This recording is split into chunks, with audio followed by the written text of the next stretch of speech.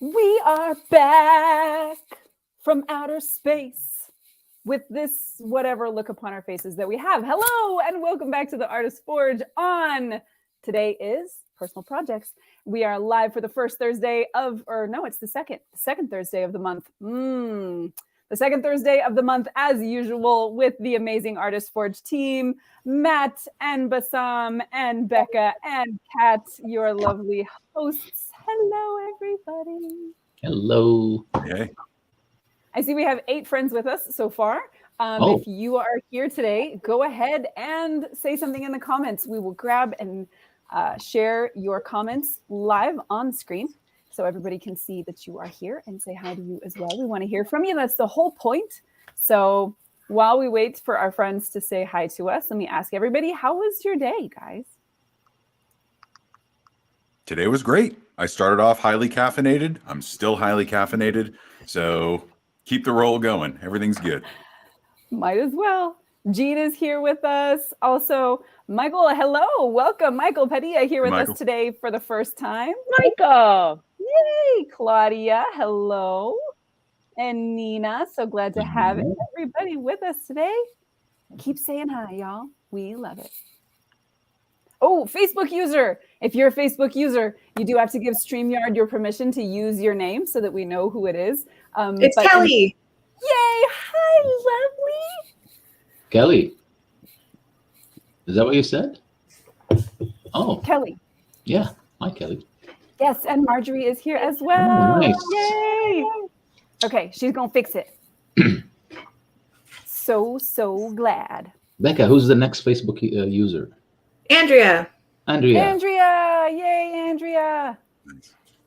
Oh, look, we got our friends. So many friends today. Who is this? Do we know? Third Facebook. Kelly again. Oh, okay. Oh, yeah. Okay. Nice. Well, all right, maybe a little bit of advice. If your name doesn't show, can you just say, hi, this is so and so, and whenever you comment, add your name, please. Love to know who you are. This is my mama. Hi, Mom. Hi, Mama is here. Mrs. McKeown. Mama is here. Are you gonna be all nervous now, Nicole? No, she likes to try to come to anything that's live if she can, if she's available for it. She loves to do it. And I always love to see her, so I get to give her a shout. Are we still allowed to swear? Oh yeah.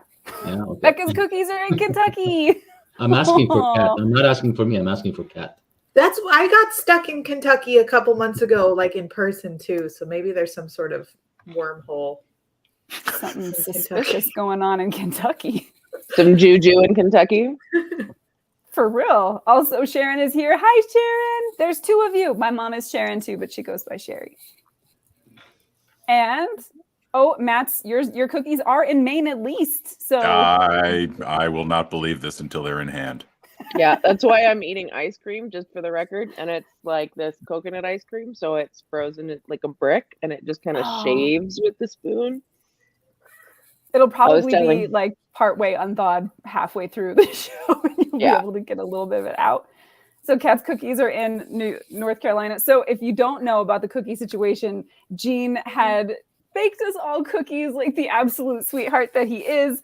Mine did get here today. So in this lovely, look at this pretty damn tobacco box. It's so pretty. I don't know what I'm going to use it for later, but something. So chocolate chip cookies are inside. I have heard that it is the specialist recipe, so I'm expecting to hear about how these were made because yum. Super cool. Yeah, cool. So sweet. So thank you, Jean. I'm excited for everybody else to get theirs too.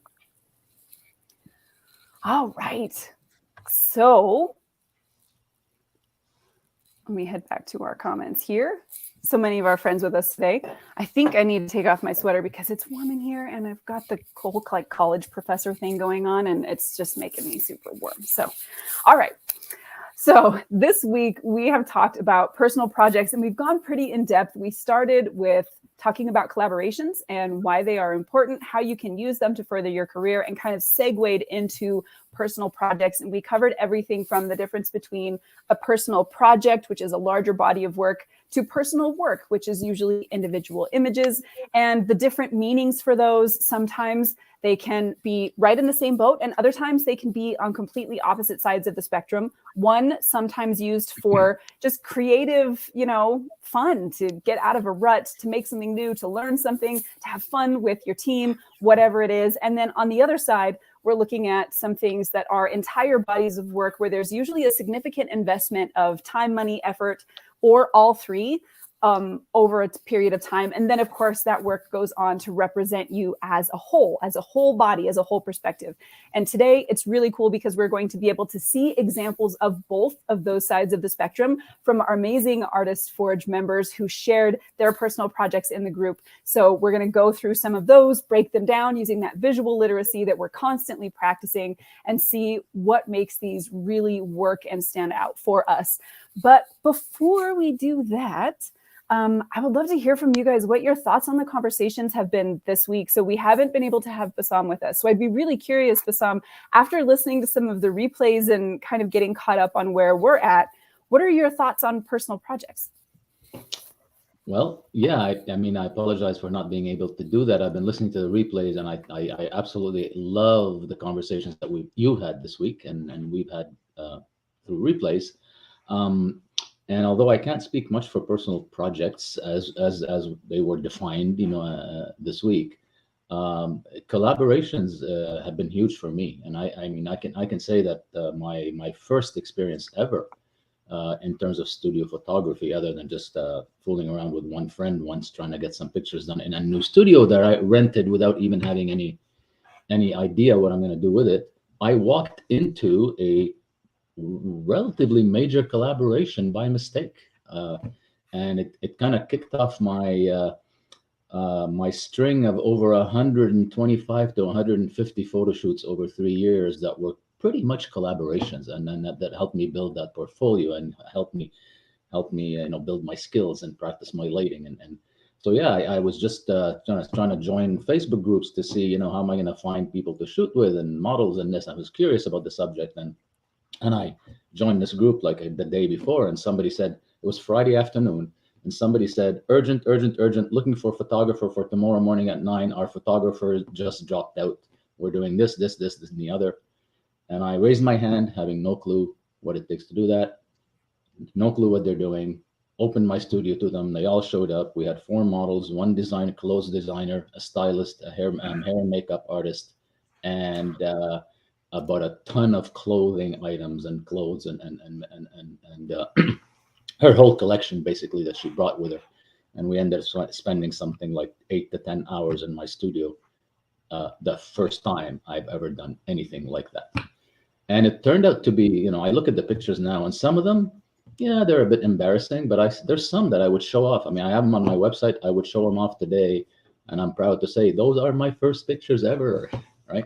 That's awesome. And really what that helped me do at that stage is I witnessed something at the first time that was relatively it wasn't professionals, it was amateurs, it was people collaborating, having fun. But I had a designer, and I got to see how she handled her collection. We had a stylist, we had a hairstylist, and I ended up shooting again with the makeup artist and collaborating on many other things. She introduced me to a bunch of other people models that I ended up collaborating with. So it was kind of the kickoff of my career in a way, but that I walked into totally by accident and by taking the risk of doing something for the first time. That I had just bought my lights and my camera equipment, and only had 1 shoot before that in that studio, which was with a couple of friends and some portraits. And so that was my collaboration. And then it went on to, like I said, I was doing it part-time. Obviously, I had my job at the time, and I was doing weekend shoots and sometimes evening shoots. And I did over 125 to 150 shoots, essentially collaborating with models and hair and makeup artists and so on. And I learned a lot. I mean, I learned a lot to a point where my first experience with a makeup artist in a studio, I went and watched a whole bunch of YouTube videos about actual makeup videos to learn about the you know, the facial structures and the face and how makeup is applied, so I can you know, apply it and work in Photoshop and so on. So yeah, that's my story with collaborations. If I can take a couple more minutes, when it comes to personal projects, I'm afraid I really haven't done any. If you look at the definition of saying, hey, this is more than just a collaboration, this is really a project that you put an effort into organizing and so on. I've had many ideas, and there's one that's kind of stuck with me. It's a concept that I've been able to define fairly easily. However, it's what's involved in executing it is a combination of skill sets and activities that are new to me, and in some aspects are way out of my comfort zone. And most of them don't have much to do with the actual photography aspect of it. So the photography part of it is pretty simple. But what that means is, to me, is that I would have to collaborate with other artists and people who can help me with the various elements that I may not want to tackle myself, or may not be properly equipped or qualified for. So for some of those reasons, I've been procrastinating it and putting it on the back burner, because it's actually quite complex when you think about where I am now and what it takes to do that. And that project has to do with actually publishing a photo storytelling book, right?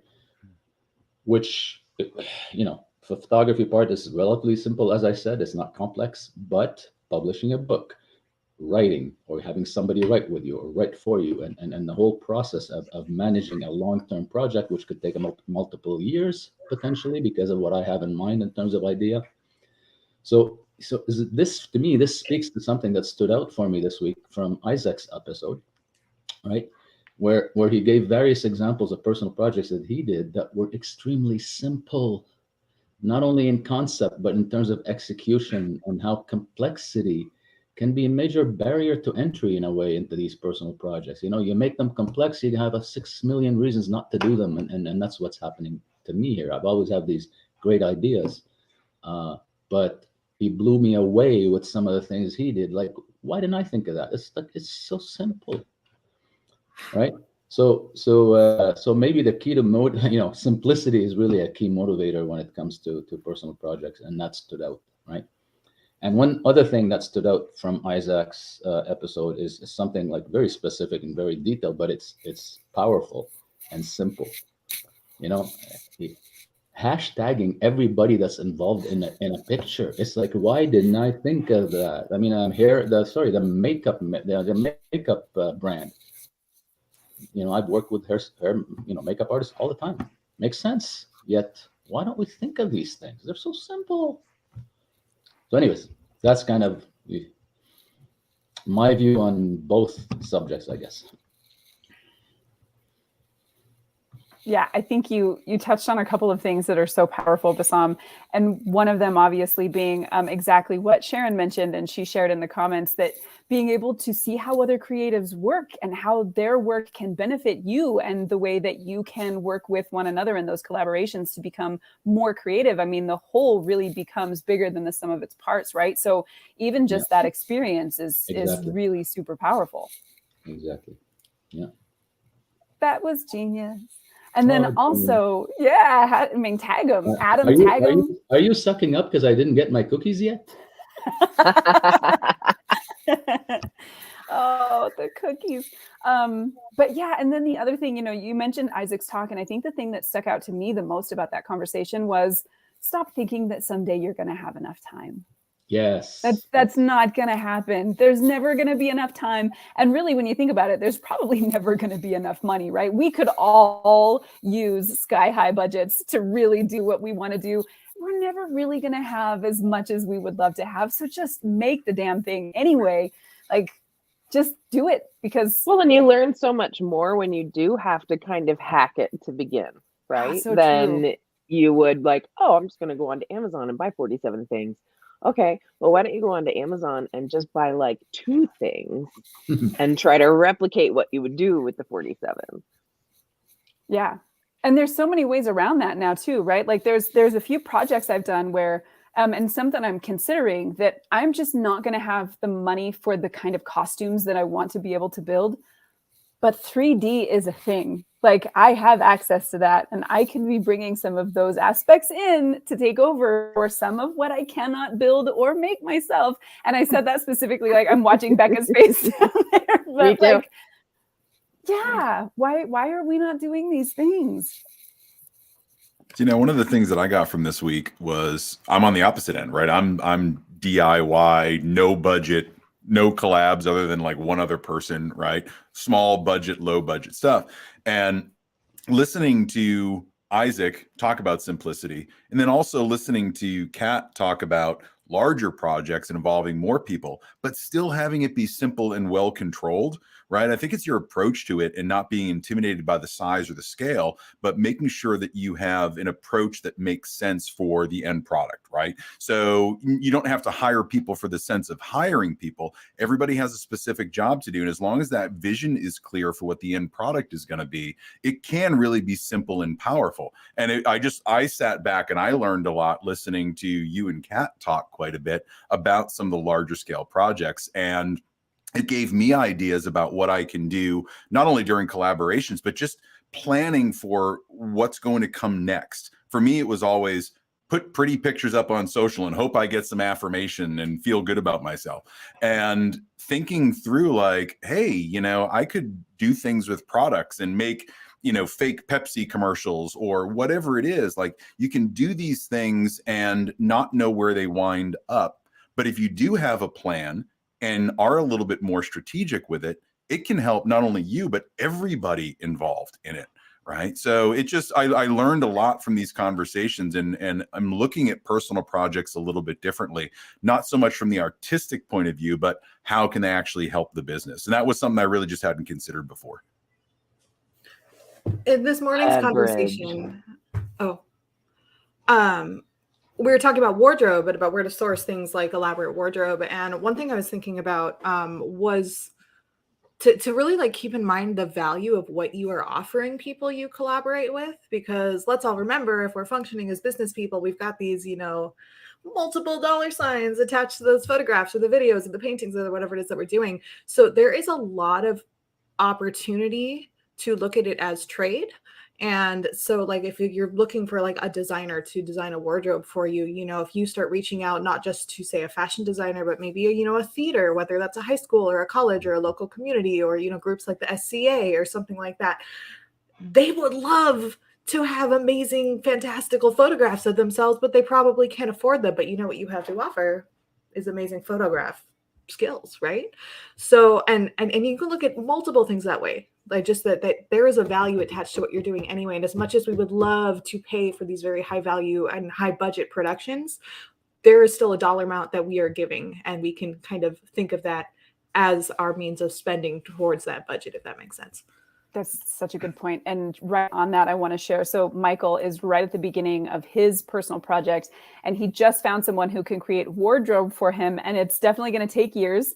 Sometimes that happens, and some shots will be complex, but you're absolutely right, Michael. You can start off with the simpler things, the things that don't require as much production. And all of a sudden now you have proof of concept, right? And some value when you're approaching those folks to say, look, here's where we're already going. Here's, you know, the quality of what we're offering. Here's what we have to offer you. Like Becca was saying, I mean, that's such a valuable thing to be able to do. And I think Sharon is right as well. Just like Kat was mentioning, like sometimes the creativity, the challenge of not having all of the additional things forces you to think in such creative ways. And I want to, a friend of mine, Lillian Liu, who is an amazing fantasy photographer, she does a lot of collaborations with designers because she gives them the kind of photos they can use to sell their work. And it's so important for them to be able to have those. And it's really interesting. I interviewed her last year on the Social Hour on my YouTube channel, Nicole Creates. And one of the things we talked about was how you source and how you know, make some of these costumes, and then how you deal with the creative limitations. And she talked about the fact that a lot of her style developed because she never learned how to use lights. So she would have to set herself up in ways that she had that natural light to work with, but then she would have to go back and learn how to retouch in a way that made the most of what she did have. And this absolutely beautiful painterly style that she has developed from those creative limitations. And of course now, I mean, you see her work and it's like, makes my face melt off. And that's how she got there, right? So we don't have to be afraid of the fact that we're limited when it comes to making these personal projects. We should be using that opportunity to make the most of what we can do. And Dennis is here. Hello, lovely Dennis. Awesome.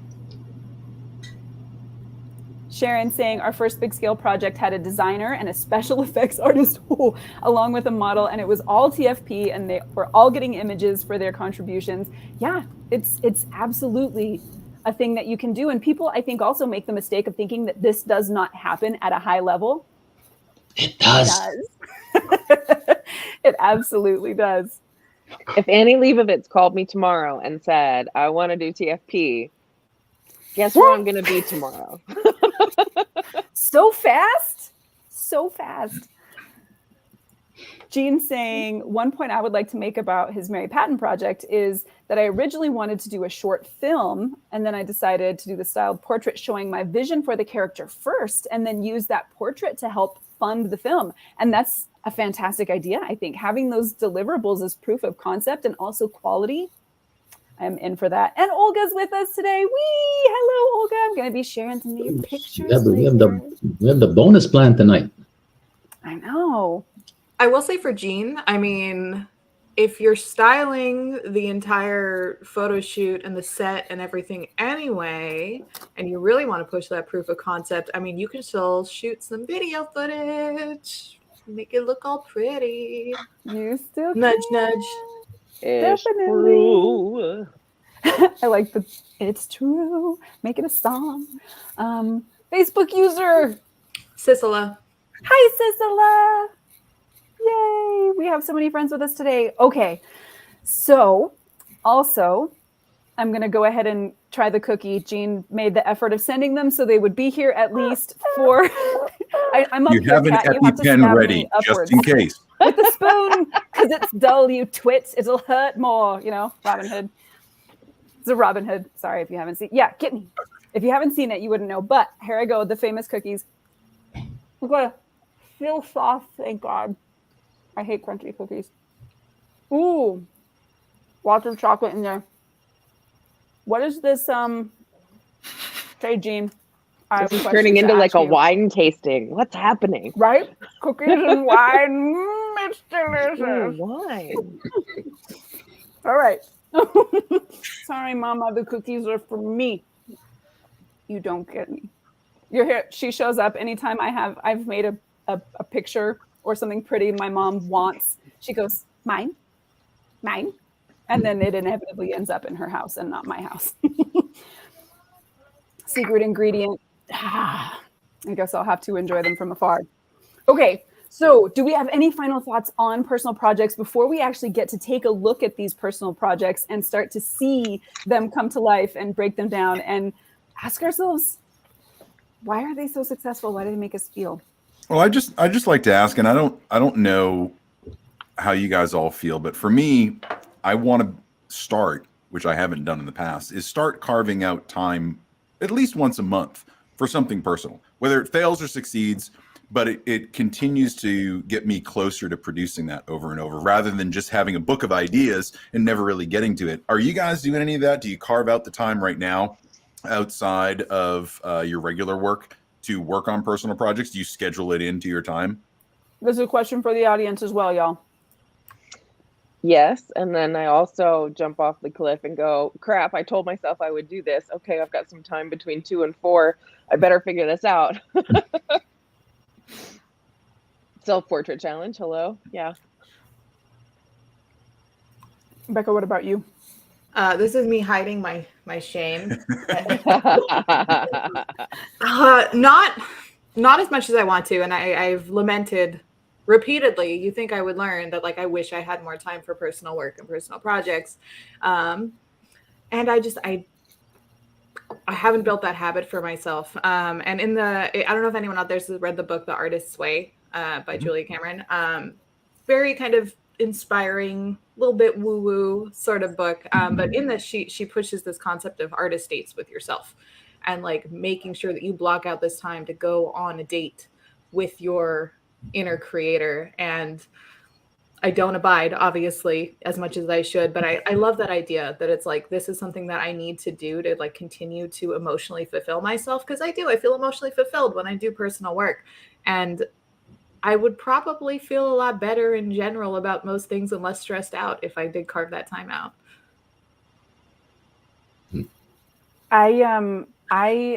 So Olga said this, and it's true for me too. I find my personal projects are always at the top of my priorities. Clients, boo. We are on the same page. I am the same way, which is why I generally don't shoot for people. I may do illustrations for people and I may do other things for people, but I've realized over the years of shooting for other people, I don't really get joy. And in fact, I'm not excited about your vision. I don't care about your vision. I'm sorry. So terrible. I want to make what's in my head. I don't care about what you want. When it comes to your illustrations, totally, that's cool. But for some reason, for me, the camera is my thing, and it's for what I want to make. And then I want that art to go off, and other people can buy it and get what they want from it. But for me, definitely the personal projects are where it's at. So I almost exclusively purposefully shoot what I want to shoot because that's what I want to do. That does mean that it's a little bit harder for me to make a living off of my photography. I have to find other creative ways to do it, like print sales, book covers, stock art, that kind of thing, where I can take what I want and then put it in a position for other people to have it. So I do have to look at it from that perspective, and then try to push things like retail sales so they can pay for themselves and continue to finance the next projects that I want to do. Like there's some costume pieces. Guys, I want to do Sleeping Beauty with vampires, and there's these pieces that I need real bad, and I have to get them, but they're relatively expensive because they're so beautiful. But send me a list. I'm telling you, girl, I'm going to show you. But I need to get these pieces for the vision that's in my head to come true, and that means I still have to make sales. So yes, personal projects all the way, but also I got to make sure they're sellable. So many friends saying all kinds of things. So Claudia, I have so many ideas I need to start executing. I do have a personal project coming up on March 19th. Yay! So I'm excited about that, but definitely need to be more consistent for sure. Carol saying I have to carve out time to beat back. Yeah. So Carol's always doing personal projects and she has to find time for the other things in her life, which, hey, artists, we know how that is. Like most of the time our houses are filthy. Right? Sorry, I had art to make. Melissa saying, I usually drag myself kicking and screaming to get to these projects, but I feel better once I get the ball rolling. I feel the same way about working out, self-care, showering, all those other things. Guilty. Saying, right? I did take a shower today, but it's the first time in 3 days. So there you go. There's a little look at my life. When I knew I wanted to pursue this project, I put my concept art out there to Facebook peeps, family, and friends, and said I was going to do it. Once it was out there in the world, it felt more driven to do it because people loved the idea and couldn't wait to see it. And we get to see a little bit today. So then I had to carve out time to do it. And yes, that accountability, man, make that accountability a thing, folks. Like tell people what you want to do so they can check on you every now and then and be like, so Jean, how's that Mary Patton project coming along? Dennis saying, as a retoucher, I'm in the opposite position. All my work is to bring my clients' visions to life. And Dennis, I would do a personal project with you anytime, homie. You tell me what you want to retouch and I will make it for you and send it your way. But I would love to see that. Actually, I know so many retouchers, like that is such a huge, like encompasses almost all of their job. And yet they're so damn creative and so talented. And I would love to see more retouchers having some of those personal projects to be able to share, because I get a lot of messages from retouchers who are like, do you need a retoucher? And I'm like, no, because that part of it is, part of my art. But if somebody showed up and they had this list of crazy, like things that they had made, their personal projects, and were like, well, I'd be like, maybe I do. Might change things entirely.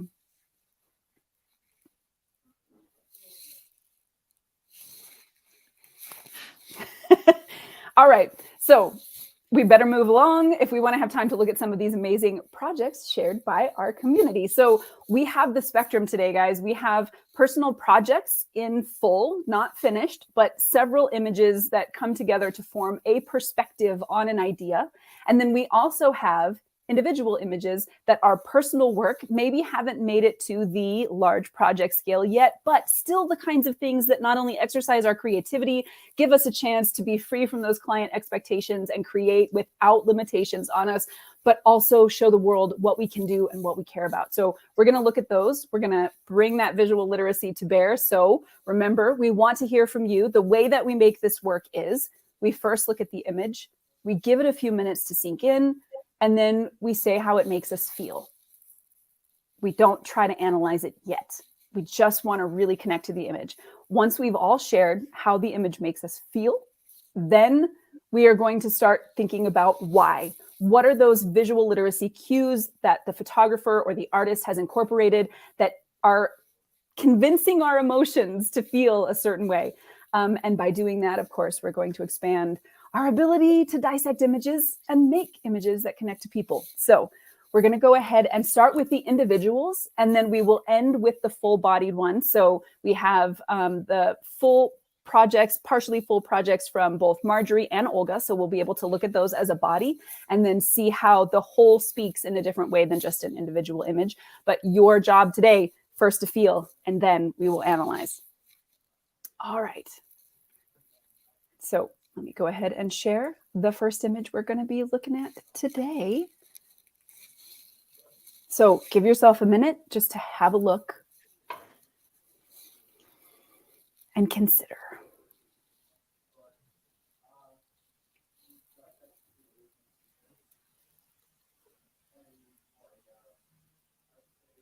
And we won't share our thoughts until everybody feels like they have something solid. We'll kind of follow the way that we did last time so that we're not influencing each other by sharing our initial reactions. When you're ready and you're on the panel, just go ahead and raise your hand.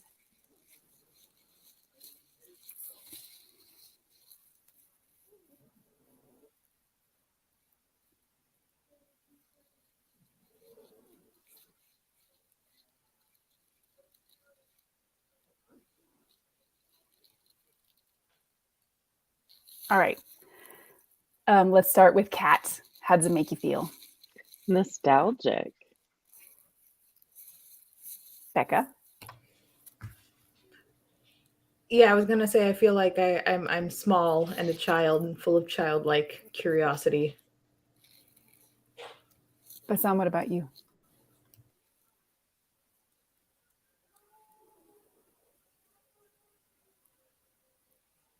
You're muted, Bassam. All right. Well, I feel achievement and freedom. Freedom. Matt, what about you? Delicate and triumphant. Empowered. Friends in the audience, how is this one making you feel?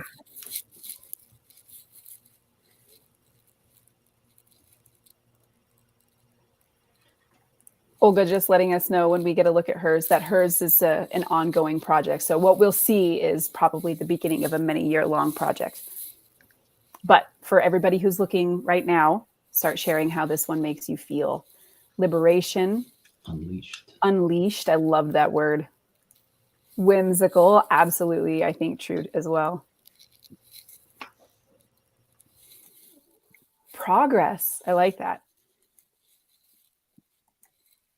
Frustrated reminds me of my mom's life, even when free, constrained by clothing. Ooh, that's an interesting read, Carol. Tricky. And this image is by our wonderful friend, Erica. Agency, Gina's saying. That's a good word as well.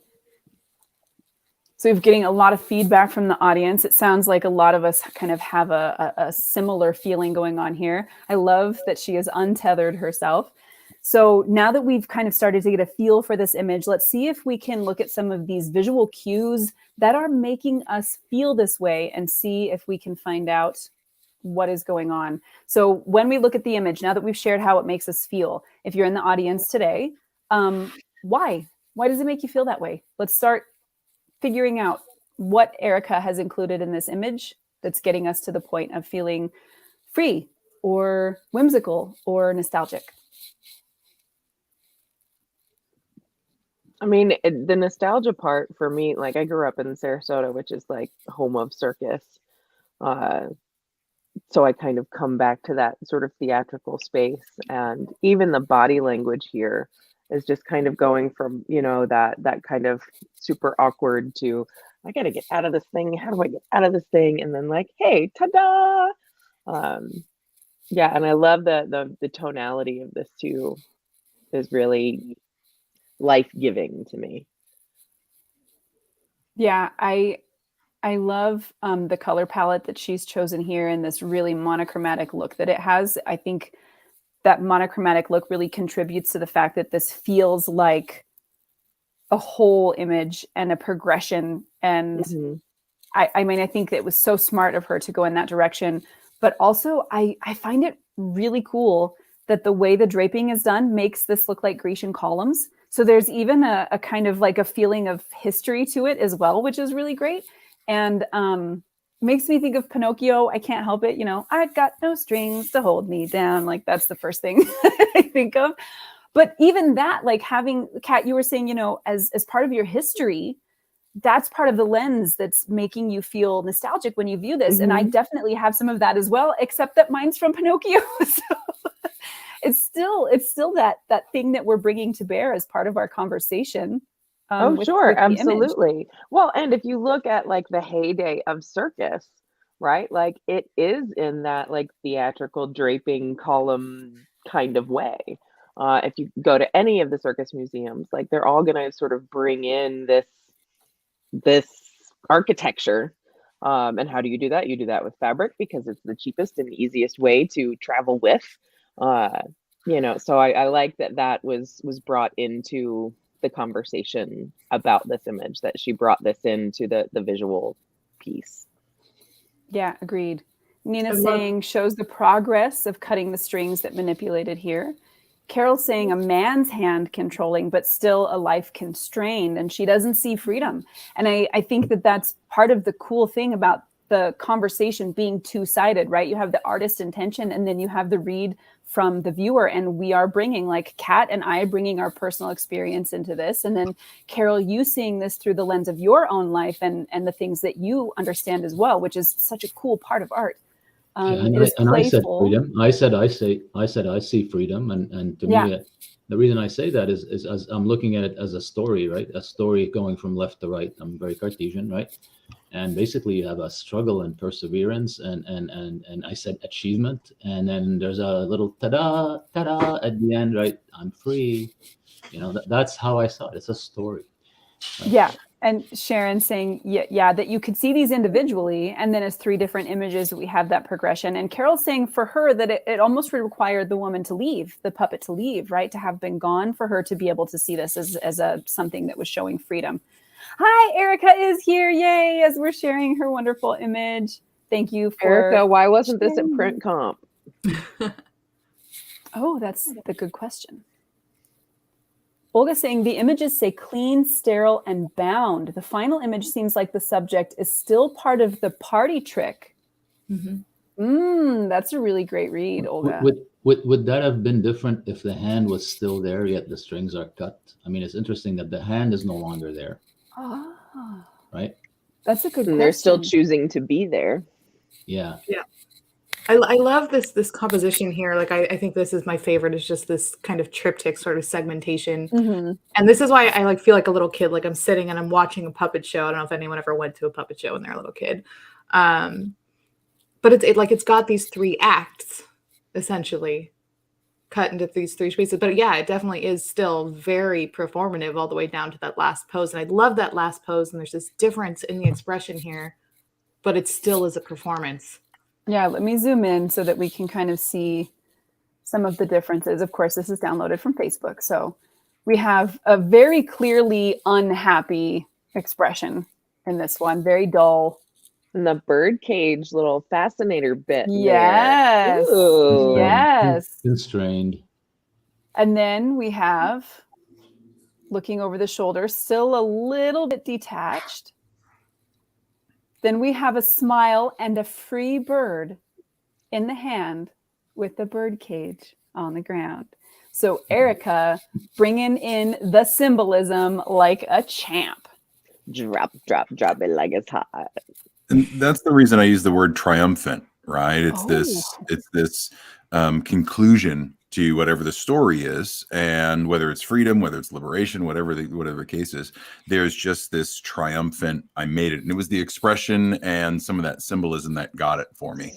For it to be like, this has been something that she's been working at over a period of time, and then there's the end. So I love this. I love the story in this. It's really so good. My mom's saying, I feel bad for the first guy. It's kind of sad. And then I love that Jean mentioned this. The hand is free also. I mean, that is a thing to consider. The hand, the strings are tied to the hand as equally as they are tied to the puppet. So there's a connection there between manipulator and subject, which is so interesting. Oh, my brother's here too. Hi, Tommy. He said, the third and final image almost says more of a now what as opposed to da-da, can be read either way. Brilliant work, though. I love it. Well done. You know, there's one thing here, and it's not a criticism, but the first time I saw this, I had seen this picture previously. And the one thing that got me now, and I didn't notice it before, and it's not a criticism per se, but it keeps pulling me out of the image, is the hand position of the puppeteer in both. The strings don't match the arms. Right. And so it's a super minor detail, and I'm not really picking on the image, but if an elbow is up, you would think that the finger would be further down if the arm goes down, right? And this is me getting super nerdy and super technical and nitpicky. It doesn't take away from the image at all, but it's just kind of one of these things that I see, is that the hands in between both the first two frames are in extraordinarily similar positions, yet the body position itself is different. Right. So Mechanic is coming out. Yeah, and that's all it is. This is just me looking for technical shit. I think it's past your bedtime, right, Matt? It is, and it's definitely the bourbon, without a doubt. Sharon saying, I find it interesting that I noticed I was drawn to the scissors and never noticed the bird. And I think that's really one of the clever things that Erica has done here. By including the symbolism of the bird, she's really driving the point home without like grinding it in the viewer's face. It's one of those things you need to be paying attention to notice that she really is reinforcing her message here, which means she's taking a little bit of the ambiguity out for us. And I think that's such a powerful thing for us to think about as artists. When we choose to go ambiguous, we have to make sure that all of the context clues can be read in multiple ways. And when we start to add reinforcements to our purpose, that's when we start cutting down on that ambiguity a little bit. And so, you know, her having included the bird in this is just a really clever little touch that's like pushing it just a little bit farther in one direction. And I'm Melissa getting hammered saying, in the comments, by the way. Hammered in the comments. I'll protect you, Matt. It's okay. Thanks. It reminds me of Sue Bryce saying something like, we need to recognize that it's our own thoughts and beliefs that are holding us back, which is so true. Carol saying that the scissors gone kind of made me wonder. It was probably symbolic, Matt. If you had any idea of the challenges I had with those strings. I could never make this image. It astounds me that you did it. I'm just saying. I'm on the YouTube. You're not. I am wondering now about like the body language of the hands when someone's using a marionette, because I don't think I've ever really looked at them that closely. I mean, like from a physics standpoint, I understand where you're coming from, Matt, but now I kind of want to like just see their hands and like go watch. We're gonna I go bet it would be YouTube marionette. a thing to watch, actually, even though she does agree. All right, so we love this image. We got to keep moving on if we want to be able to see some of the others that we have to share today. So Erica, this is absolutely stunning. I really hope you do print comp with this. The one thing I'm going to say is, we have some changes here. These are not all the same, but these are the same. If we want them to look different, we might want to clone or bloop, bloop, bloop. change some of these just a little bit. But if they're meant to be the same, then don't listen to me and tell me to shut my head. And I will. All right, some more individuals that we want to see here. So moving on to some that are more analog art that we have not got to look at before. So this is one that Carol shared, where this was actually a collaboration between her and another artist. Oops, I don't want to make a group. I'm sorry. Trying to push the F button. Where they created the image and then she went and found the faces and the figures and then drew the faces and the figures within. So we're going to do the same thing. We're going to start asking ourselves, how does it make us feel? And then sharing why. So when you have the feeling, people in the comments, go ahead and just write it in there. For those of us on the panel, when you feel like you've got something solid to work with, raise your hand. I want to run. That was quick. Yeah. I feel very anxious and claustrophobic. Can we zoom in? Yeah. Or is that for later? Nope, we totally can. I'll do some zoomies and then we'll kind of look at it.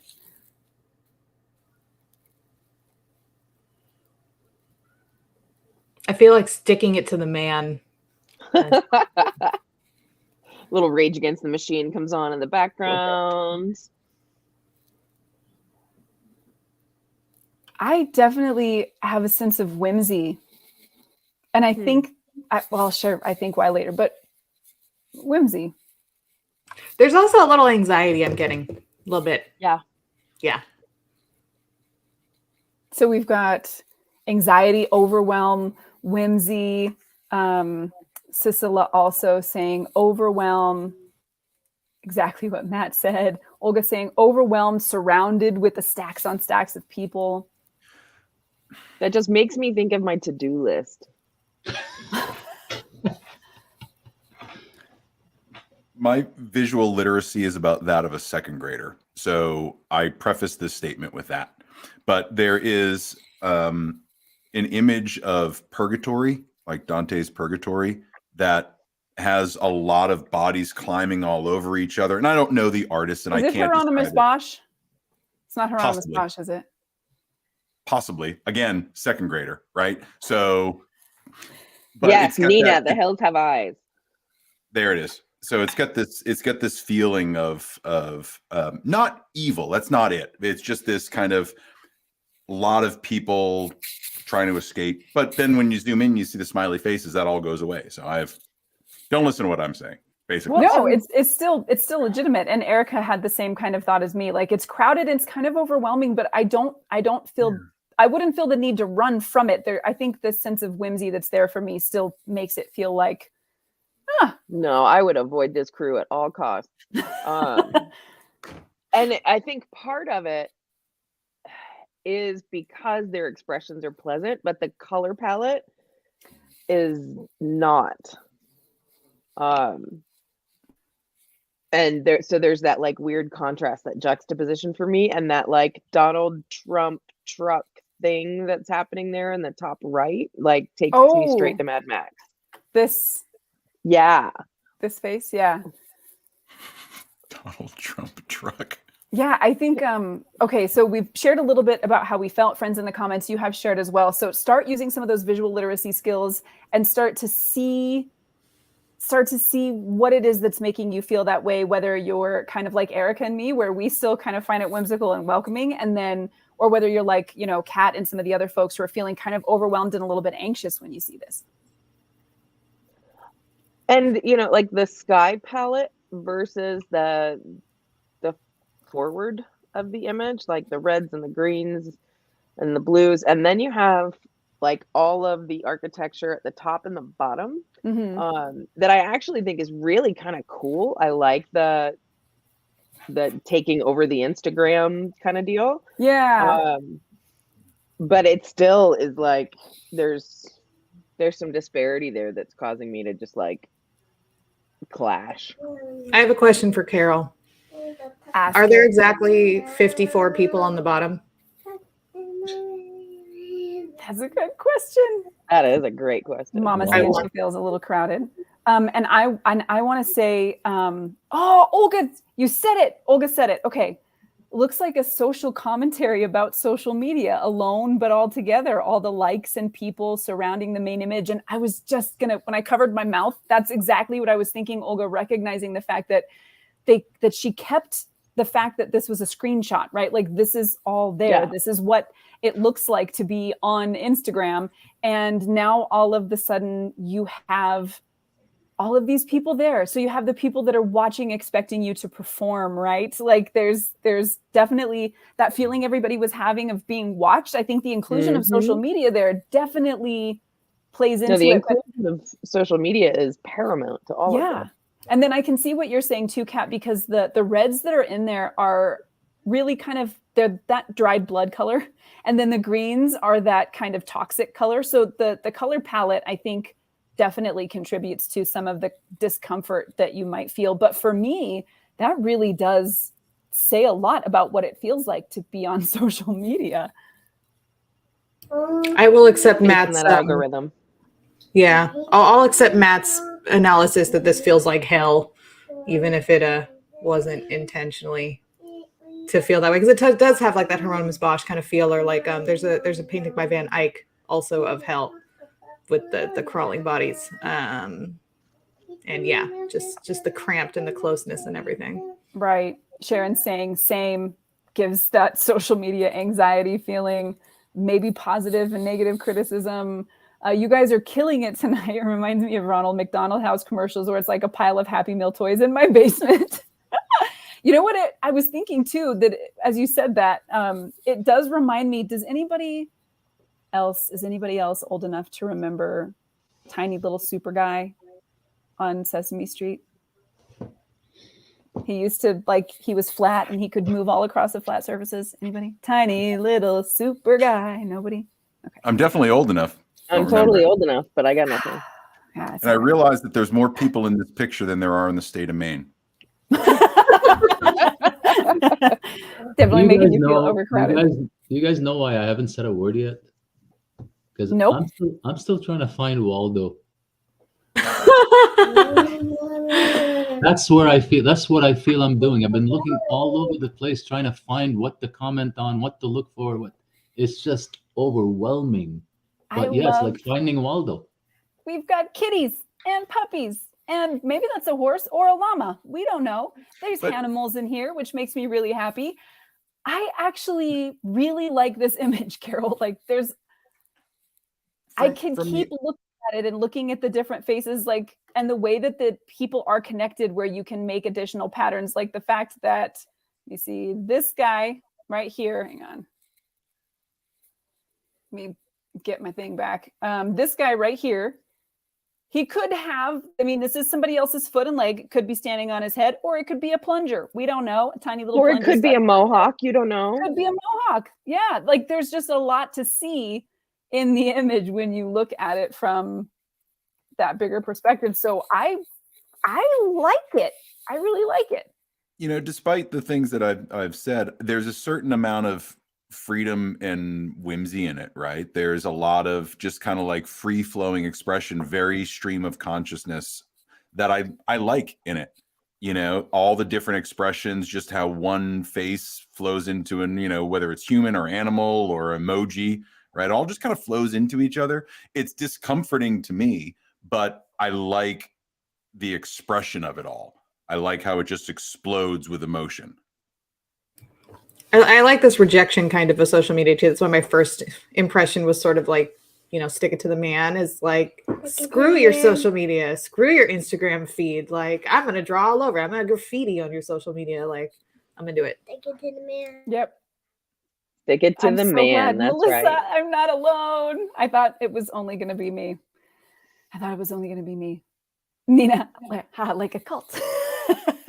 So can that be a hashtag? Haha, like a cult. Yes.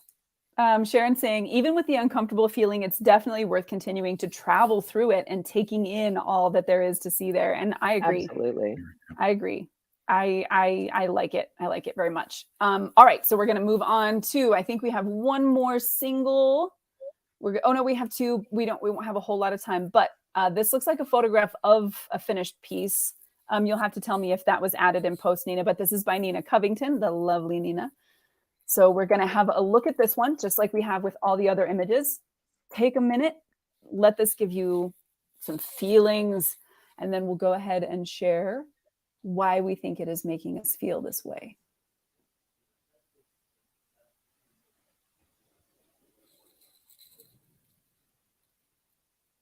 It's mixed media. Okay, perfect, Nina. That's kind of what I thought, but I wanted to make sure, because I know some people will add the look of painted on stuff using like bevel and emboss and other things to their strokes in Photoshop. So I'm glad that this is mixed media.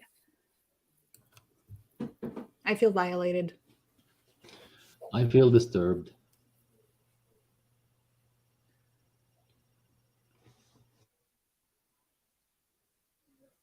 I literally got goosebumps and I don't know why. I haven't pinpointed the emotion yet. Mama feels scared.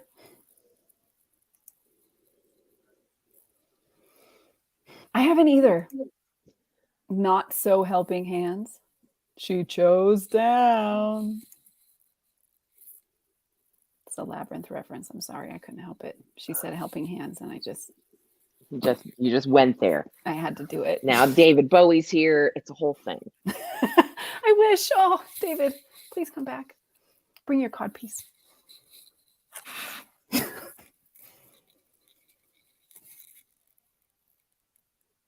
This is taking me a while to process. Yeah, it's interesting. For this, I'm really on a line. Like, part of me is like, ooh, somebody's preparing. And then the other is like, ooh, repelling. It's very, like, contrasting for me.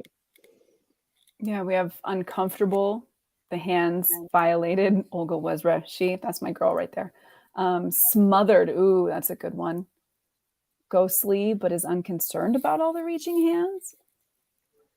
Like someone who's preparing to face something. Ooh. And like, like all of the hands are all of the reasons that you have avoidance about something when you don't necessarily need to, hence like being able to see through the hands.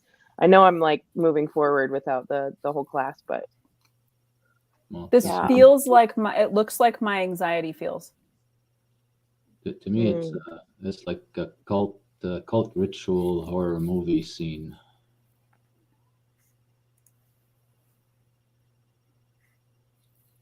I don't know if I'm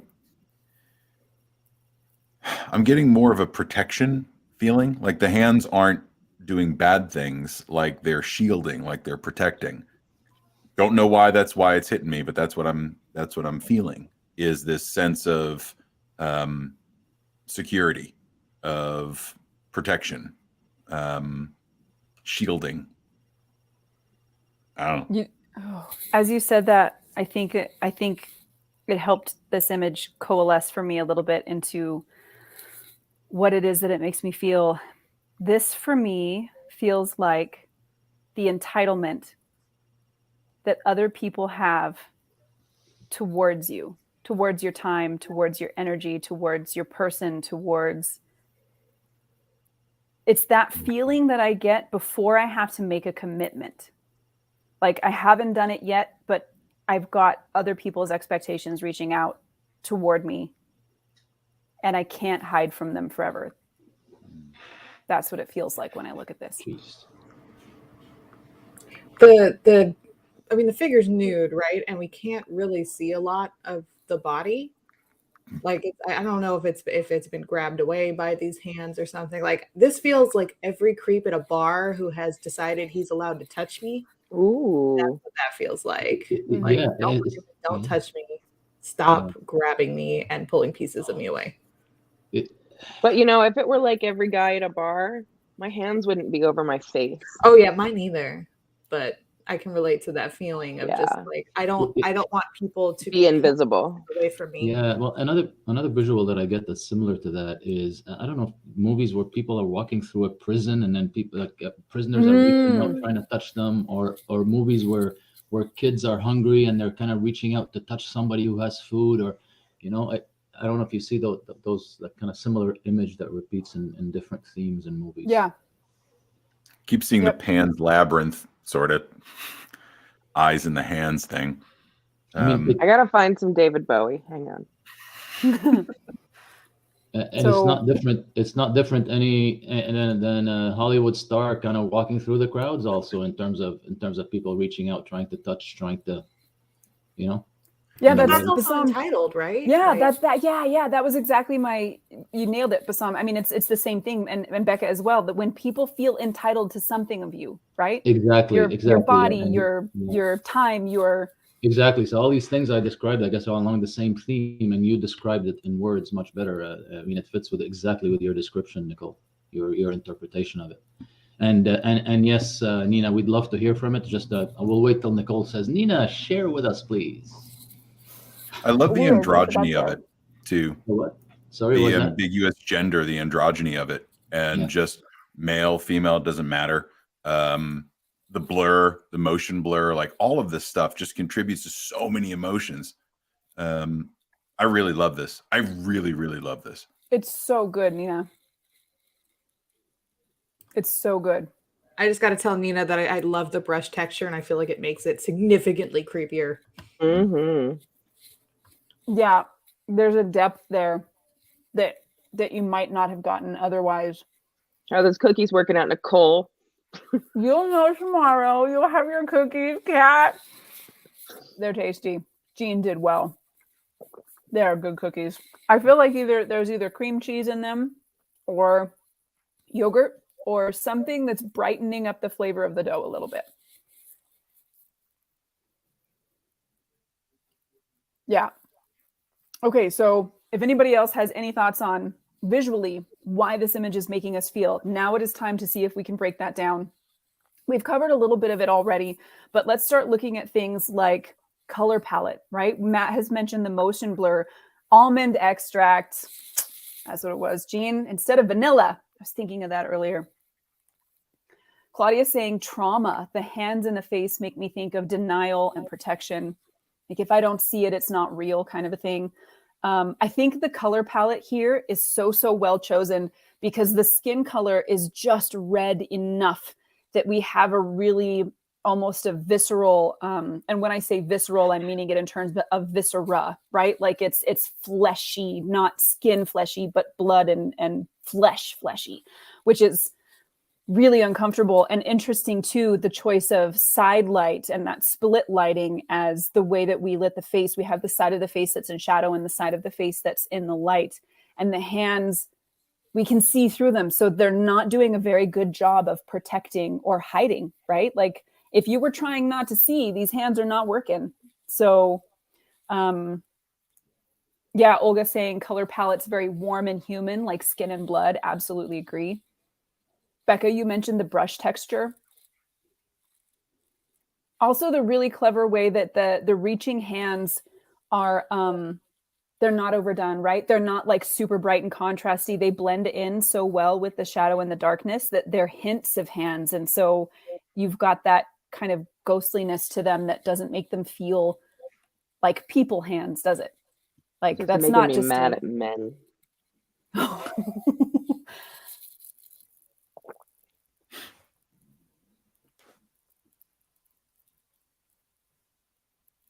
Anybody else? The light and contrast, Carol's saying. This singular person that is in the middle of the darkness and are barely emerging from the shadow. I have a question that maybe Nicole, you can answer better since it's on your computer. Are we seeing the rib cage at the bottom? So unfortunately my second monitor is like super contrasty, but let me pop some of this a little bit just so we can see some of the details in the shadow. We'll pull down some of the brighties.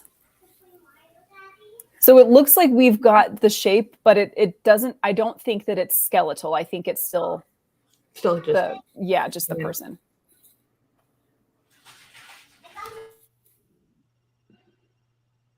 So there's so much here going on that's visually contributing, from the color palette to the fact that this is an incredibly high contrast image with really important parts of the image, these reaching hands that are low contrast and difficult to see, the body positioning, the facial expression being really, really numb, the color, the quality of the light being very harsh, the motion blur that we have, all of these visual elements really coming together to start telling the story of this image.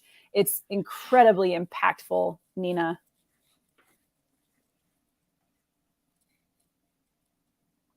Really incredibly impactful.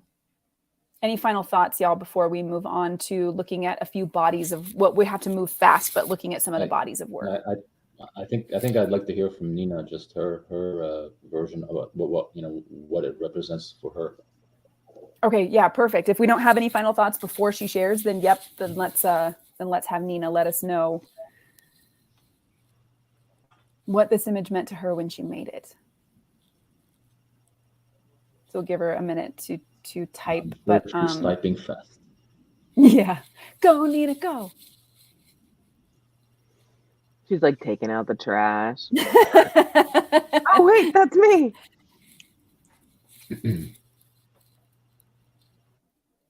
Yeah, I think this is one of those images that's like the definition of evocative, right? This represents my social anxiety, she says. Having to put on a mask when in a crowd at events or whatever, and a show and a different and confident face. Everyone is trying to get a piece of you, being in a crowd like a whirlwind, and I get tunnel vision. I have a hard time making out all the faces around me. Everyone always thinks I'm so confident, but underneath I'm pretty much panicking. Girls, so clearly that my statement in the beginning that this looks like my anxiety feels was friggin' accurate. Yeah. So would this be how you would feel walking into Carol's picture, the one we saw before? with all the people?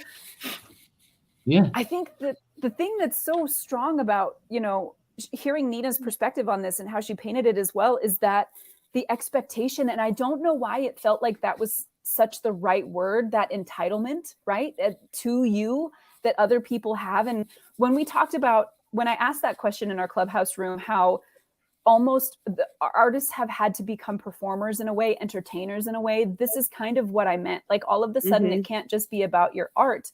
It's about you and the people who feel entitled to know more about you and get into your life. And now you have to provide them things in addition to just making the art. Certainly a feeling that can come along with that.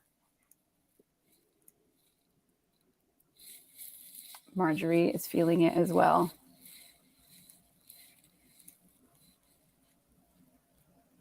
Oh, such a strong piece. Okay, we got to keep moving. This was absolutely powerful, Nina. So what we're going to do now is look at two series of images, and we're going to go as quick as we can. These images are pieces of entire whole. So it's pieces of personal projects. We have seen individual pieces. I wanted to share Michelle's. I had yours on there too. We'll take a peek at it really quickly. This lovely image of Michelle, the seeds of hope. And I think we can see super symbolic, right?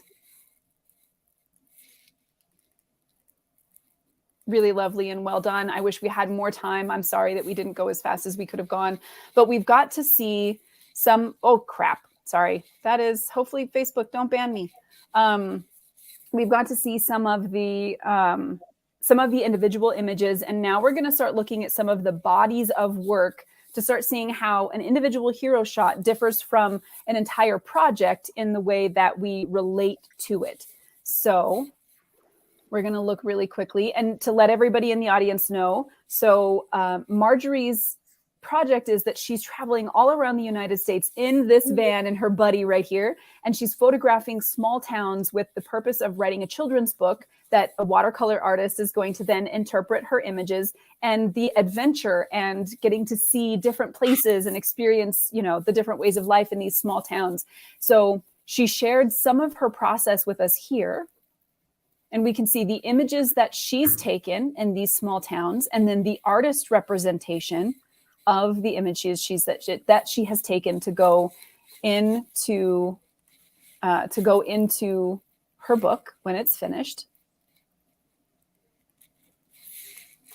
And we get some of the process here, being able to see some of the process as well. So obviously small town Americana type thing. And then we have the artist's interpretation. Why don't you do what I say?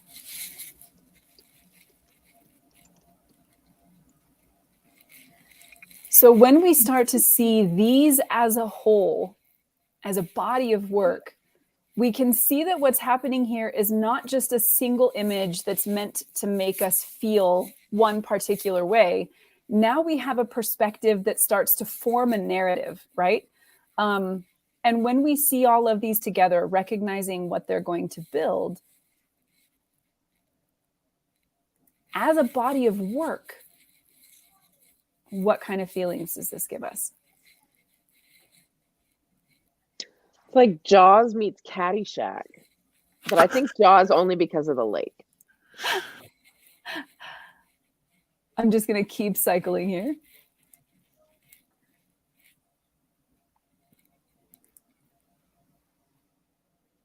I love the artist representation of this van. Makes it look like a buddy. I think it's like the blocky, you know, like they've added some kind of additional blockiness to it. It feels like that van is your buddy. I don't know. I don't know the word I want. I'm sure there's like a word to describe this, but it feels like these idealized impressions of memory. Like I feel like I'm looking back at someone's memories, which are colored maybe not always by reality, but by, you know, the act of remembering something in hindsight, I suppose. A little bit of nostalgia. Yeah, for sure.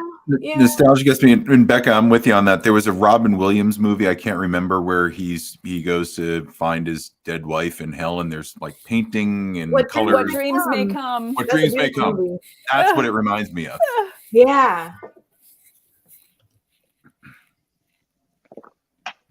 There's a word for it, Becca, and it's not coming to me. But I can't put my finger on it either. I feel like there is a word. So we've got nostalgia again, adventure, vacation, fun. It makes me feel happy, like a small town I could visit in a dream. Very two of the favorite movies. Sunny, perfect days. Yeah, there's a romanticization. Romanticization. You conjugate it. Of these places, absolutely. And I think you feel a little bit like if you had been to these places, this is what you would remember. I think you're right, Becca. And what's interesting, go ahead, Bassam. Sorry, I was going to say, the fact that you actually described what these are before we even looked at them kind of skewed I'm having a hard time coming up with a feeling, because I'm stuck in the, oh, wow, this is how you would actually go about producing a children's book. I didn't realize.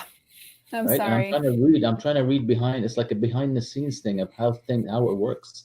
And I'm trying to say, okay, then you pull the story together. And I'm wondering, did she collaborate with the artist to figure out what to add to the picture, what to remove from the picture? Or did she leave that up to the artist? Or that's where my mind is right now, because you described what it is.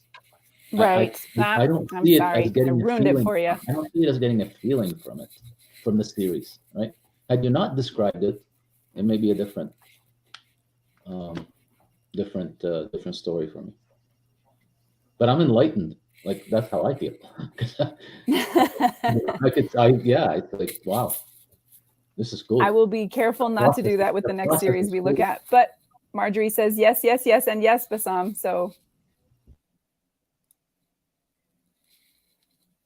I just want to know more about the van build out and how she's living in that. She did have some pictures. If you look in the Facebook group, I only grabbed a few because there were quite a few more. But look in the Facebook group, and she did share some of those. But yes, so I'll be careful not to do that with the next one, Bassam, because I definitely don't want to skew our impressions. But no, I'm not saying you didn't do the right thing. I'm just giving that it just put it in a completely different perspective for me in terms of what I'm trying to analyze. That's all I'm trying to say. I'm not saying you did right or wrong, because you always do right by us, Nicole. pat my ego a little bit more. Yeah, I think what I was really hoping we would be able to see from this is if we were just to see this, right? And really quickly, I'll just do this for the sake of doing it. But if we were, why Photoshop? Every time. I know. If we were just to come over here and we were just to see this guy, or I give up. I'm just horrid at the things. It's already plugged in there. We'll go that. Just go with the square.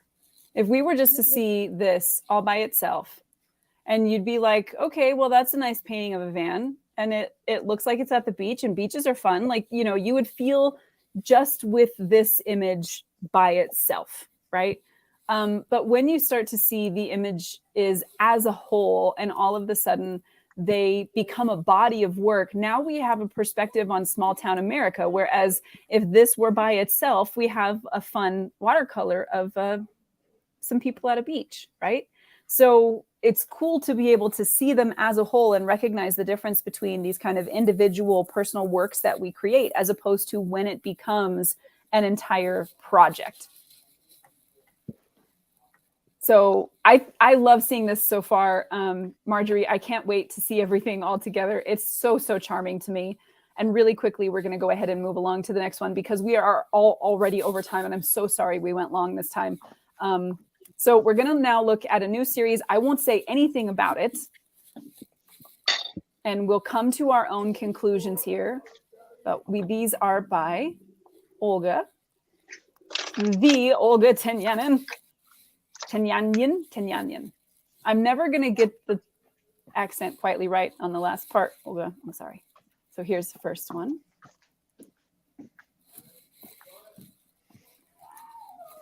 Number 2.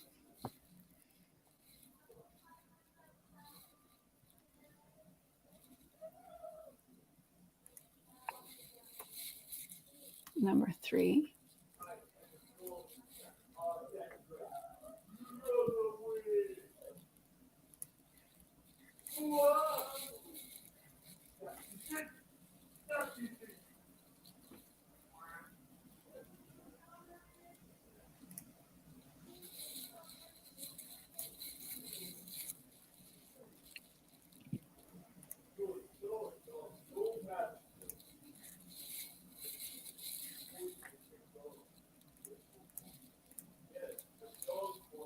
Dang it.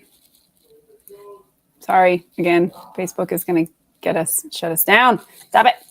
All right, so we're going to go back through these one more time. We've had a chance to start looking at them.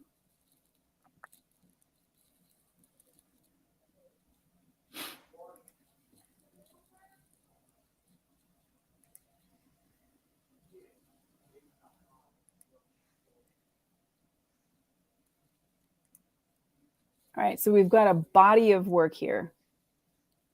Several images coming together to form a perspective on something. So, the vulnerability of man. I love it. Ooh, the vulnerability of man. Damn, Kat. She shot it. I know. I'm just saying, like, I like that interpretation.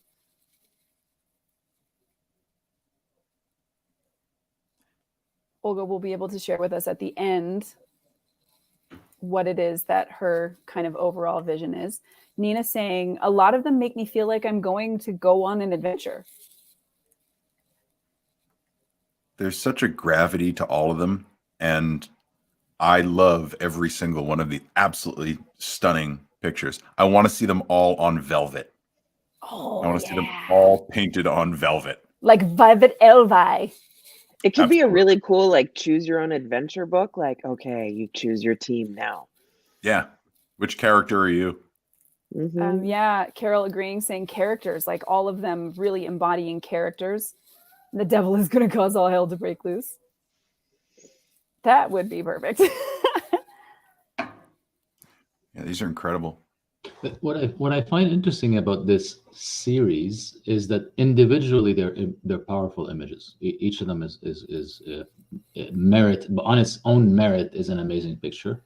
The other interesting thing is that we can link them together in about 100 different ways. I mean, it's some projects you look at and you look at them and you say, okay, this is the theme. It's obvious. It stands out. Here you can link them in so many different ways, whether it's what Matt described. Is it Matt that said something about the vulnerability of men?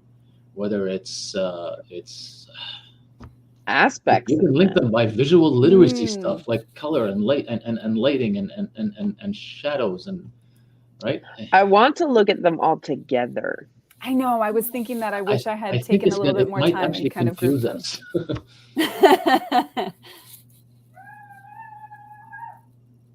Oh yeah. Like in a way, sorry, I have boys. In a way, they don't share much. You can actually argue they don't share much if you just take out kind of lighting style and so on, and yet you can link them together in multiple ways. So Erica saying all different vibe, but love how the tones are similar. Carol saying amazing work. I wondered at first if they were paintings, harder as a portrait.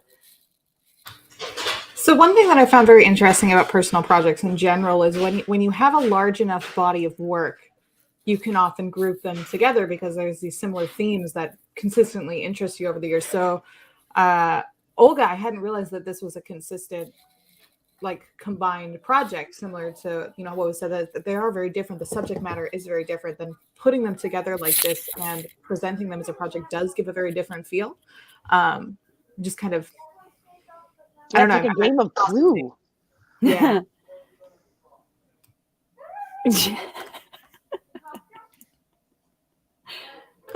She is very, very sneaky. Yeah, I think what I really love about this is not only are we starting to get a perspective here, and it looks like we're all feeling like character is a really big part of this series. These kind of almost over the top, right? Like these are almost exaggerated versions of whatever it is that these characters are representing. But Olga's style, I think, is such a cohesive thing that's here that once you were able to see these as a body, you would never be able to see an image that she made and not know that it was her work, right? Like there's a really, really strong visual style that holds all these together. And I'm super tickled about the fact that I got to be there for some of these because this was in my garage and the cowboy was in my garage too. This was in my garage.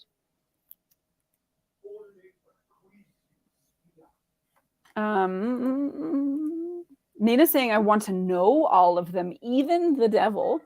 And Marjorie saying, the lighting and the tones are stunning. They draw me right to the subject, such unique characters.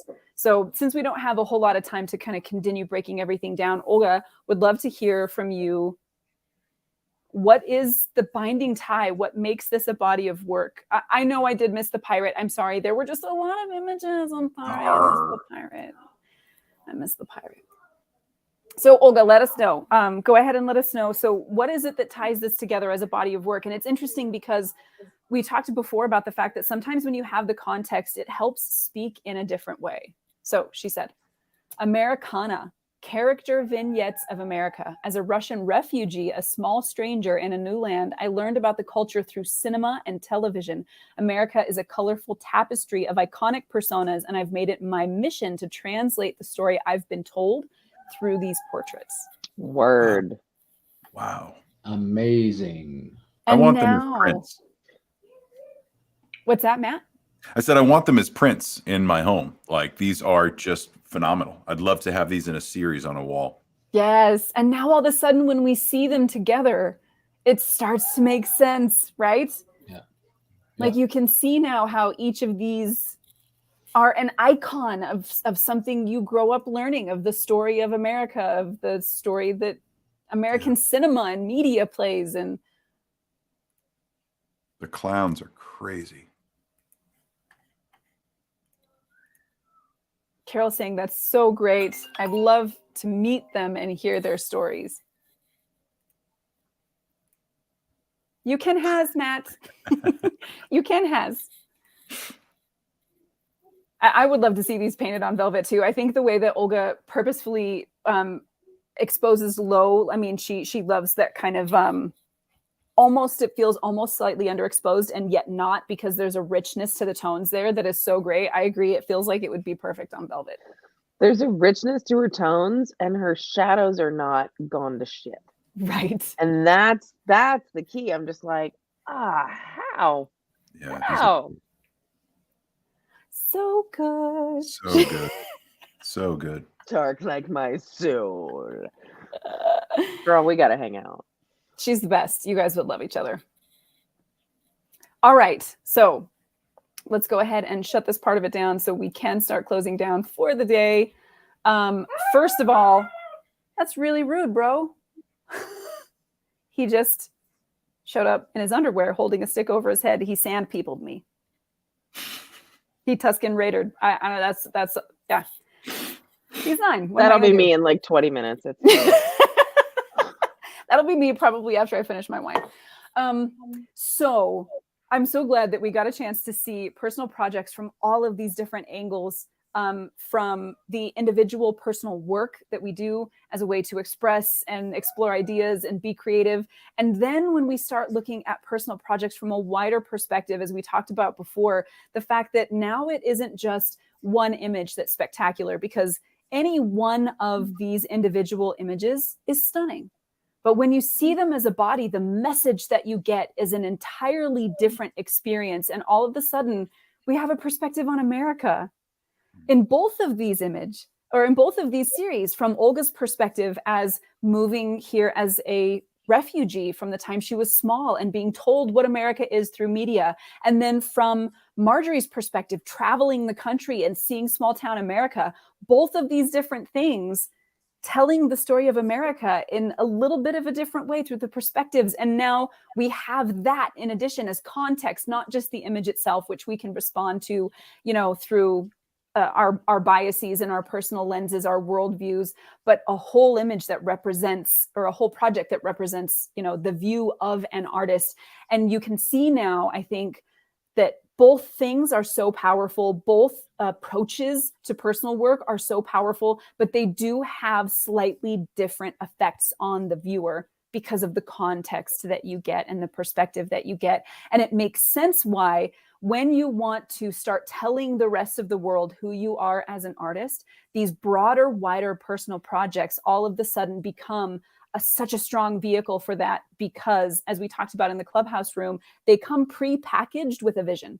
They come pre-packaged with an understanding of what they are. And when you add the context of the artist's statement to the project as a whole, when we read Olga's words, all of a sudden everybody went, oh, yes, it makes such perfect sense of why this would work this way. And the same, I'm sorry that I kind of messed that up for us a little bit with Marjorie's. I let the cat out of the bag a little bit too soon, but I think we would have had the same feeling, the fact that what Becca mentioned, the kind of the feeling that what you were looking at was a memory, like through rose-colored glasses. Even that, I think we would have been like, oh yeah, well, of course, that makes perfect sense. So just want to encourage you, if you are part of the conversation today, go make a personal project. Make one that you care about. Make it extensive enough to have a point of view. Get it out there to the world. Tomorrow, when we meet in Clubhouse, we're going to start talking about launching these personal projects. And we discussed that a little bit today, but let's get really deep into it tomorrow. See how much we can come up with as ways to take these personal projects that we've invested so much in and that are so representative of us as creators, and how we can launch those off into the world to reach the right people, to start gaining enough of a notoriety with the right people that we are then being hired for the kind of work that we want to do. And maybe having our work in museums, doing gallery shows, having books of our work. You can look at some of those well-known photographers like Christy Mitchell and see that is the path that her project has led her on. And if that seems like, for those of us who don't like to work for clients, is a really kind of necessary thing to do. So join us tomorrow morning for that. Any final thoughts, y'all, on what we did tonight on the conversation on personal projects as a whole? I like everybody's different approaches to them, and the way that We saw watercolors. We saw really creepy stuff. We saw really delicate stuff. I love everybody's approach to how they exercise whatever's inside them, as opposed to just being a photographer. It's just like, here's what else I can do. It's not just client work. I love seeing the breadth of people that I thought I knew their work, and then there's all this other stuff. I don't know. It's always surprising to me. I really dig it, and I love what we did tonight. I love looking at some of these images. I think they're all examples of, I mean, they're different examples, obviously, but they're all examples of personal projects could be anything. They don't, like I said at the beginning, they don't have to be complicated. They just have to have a little bit more of you in them. They just have to be a little bit different than what you usually do. You just have to push the envelope a little bit. It has to be a little more creative then. And it doesn't have to be that big, complex, long, multi-year. It could be, there's nothing wrong with that. But to get going, again, I just want to repeat. That's what I learned from listening to the talks this week, and I really had a lot of fun tonight. This was refreshing.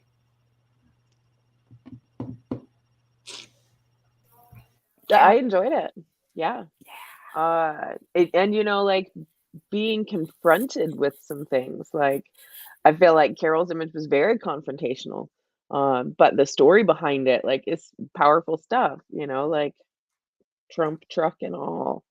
But the messaging is powerful, and how we choose to leverage the visual components to support that story are really what help us elevate our work.